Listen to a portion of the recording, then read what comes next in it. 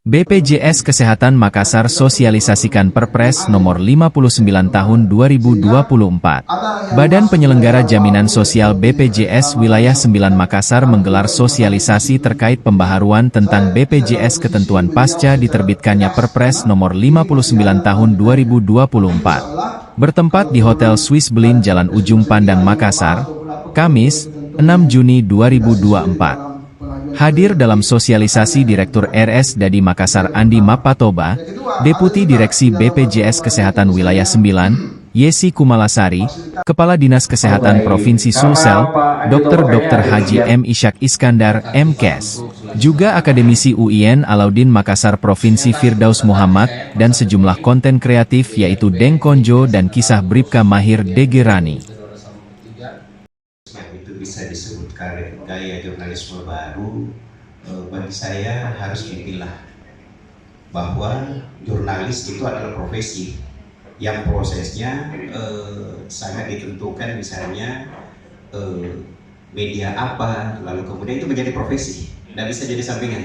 Saya dosen nyambi sebagai freelance misalnya, atau saya dosen jadi content creator, itu harus menjadi profesi. Jadi wartawan itu menjadi profesi. Seperti Pak Diwan ini, ya Abdiwan sebagai fotografer itu kerjanya terus dan sudah identik. Jadi sekalipun dia misalnya masuk kampus ngajar, profesi apa namanya itu ya, profesi mengajar itu praktisi mengajar, ya tetap brandnya adalah wartawan. Nah, jadi kalau wartawan itu sangat ketat, ada kode etiknya, meliput berita harus di lapangan, di bawah +1H, dan ada lembaga.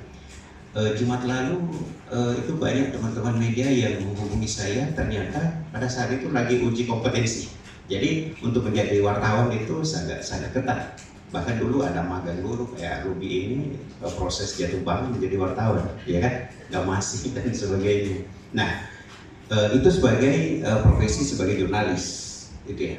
Tetapi memang ada bahasa jurnalis baru, jurnalisme baru itu misalnya sudah masuk ke, misalnya dulu kita kenal citizen journalism, gitu. Jadi warga yang melaporkan, tetapi tetap dimuatnya di media, gitu.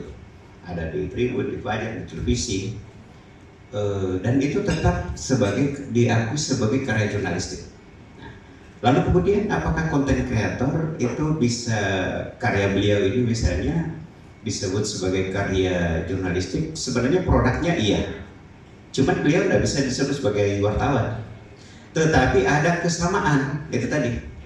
Jadi misalnya mengkritisi soal banjir, soal sampah di Pantai Losari, soal menertibkan lalu lintas. Bisa saja kalau kita wartawan, jadi headline pun terkait dengan sampah di Pantai Losari mungkin belum tentu banyak respon dari pemerintah. Tapi ketika konten kreator yang melakukannya dengan bahasanya, dengan caranya, itu masyarakat terpengaruh. Ya. Jadi kalau saya mestinya dipadukan dua-duanya. Jadi nggak bisa, nggak sama, tetapi harus dipadukan bahwa. Statement kembali. Boleh berikan tepuk tangan yang paling meriah untuk Ibu Yesi. Silakan. Download Tribun X sekarang.